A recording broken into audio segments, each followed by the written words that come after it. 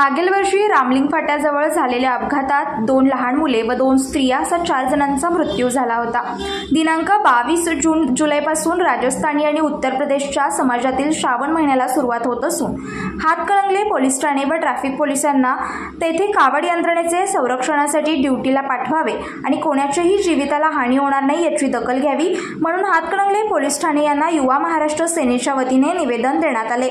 जर याची दखल घेतली नाही तर युवा महाराष्ट्र सेनेच्या वतीने तीव्र व उग्र आंदोलन करण्यात येईल व याची जबाबदारी संबंधित अधिकारी व प्रशासनाची राहील असे आवाहन देखील युवा महाराष्ट्र सेनेच्या वतीने करण्यात आलेले आहे। महाराष्ट्र मित्रांनो, मागच्या वर्षी हातकणंगले फाट्यापाशी ॲक्सिडेंट झाला होता, त्यामध्ये 4 मृत्यू झाला होता।